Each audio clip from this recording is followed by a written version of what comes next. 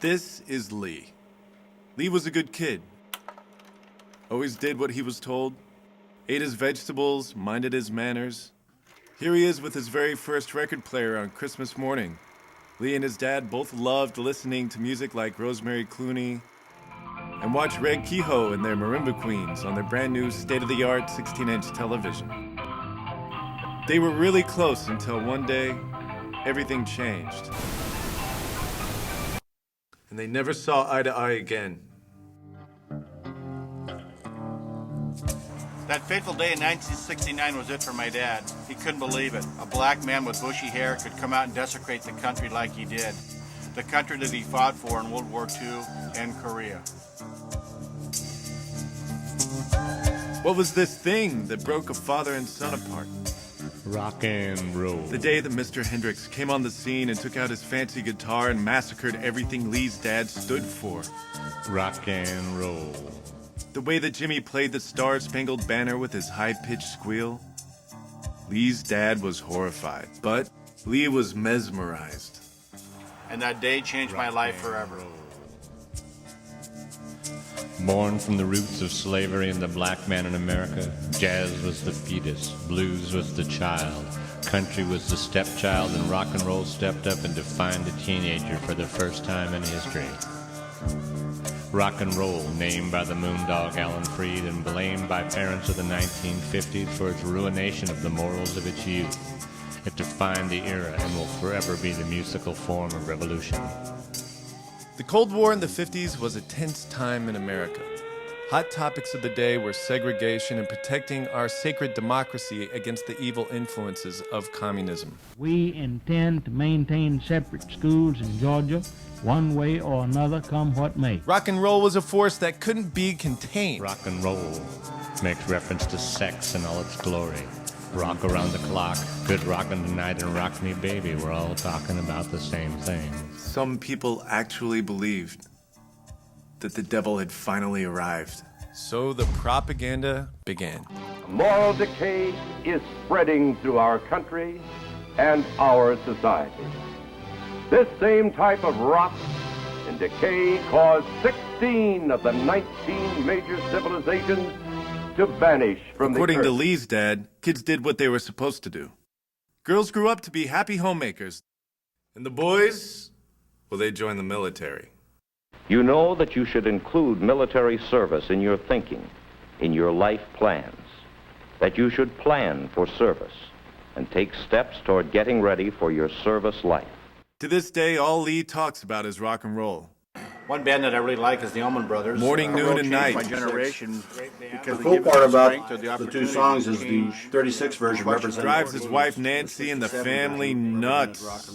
But I'm getting ahead of myself. Let's get back to the 60s.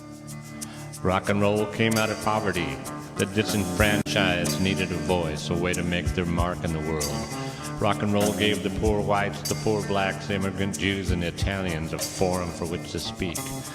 Soon places like Memphis, Tennessee, Clovis, New Mexico, New Orleans, Louisiana, and major cities like Chicago, New York, and Los Angeles were all touting this new music.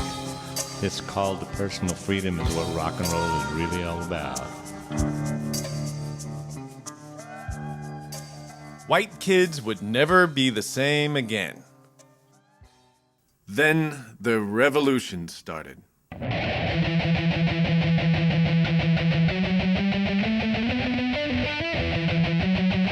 And rock and roll was just one more thing that threatened the security of our nation. But Army Sergeant Miller knew that his son Lee would stand by his side.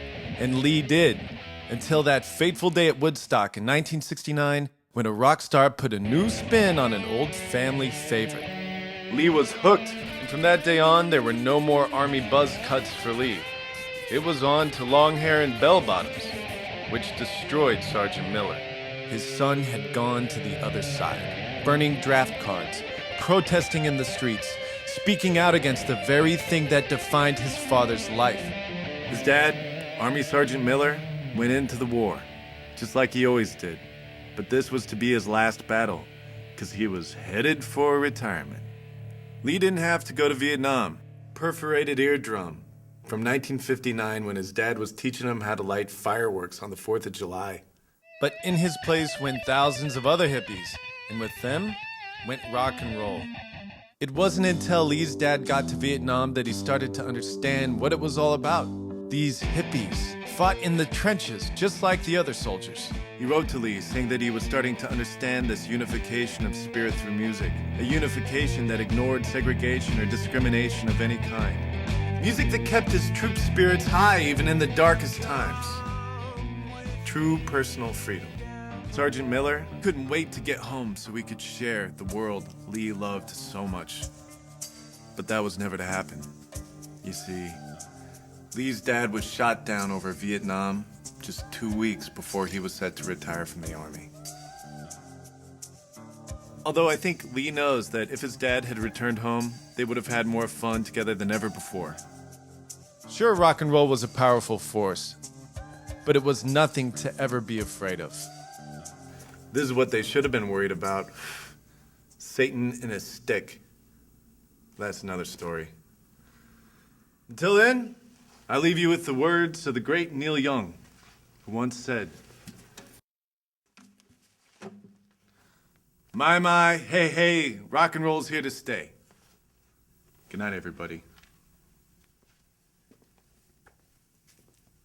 This is a bit from Elvis.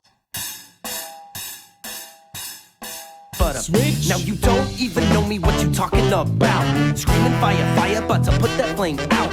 Flaunting all your goods, check the letters to the editor. Heat-seeking vision, I ain't no damn predator. If you wanna jump, don't tell me how high. Bet my life, so let it ride. Clear my throat and swallow my pride. Smile at the birdie and step aside. One more thing and then I'll split. I'll see you on the flip. Flip, don't trip, get a grip. Girls like you make me sick. 6 degree.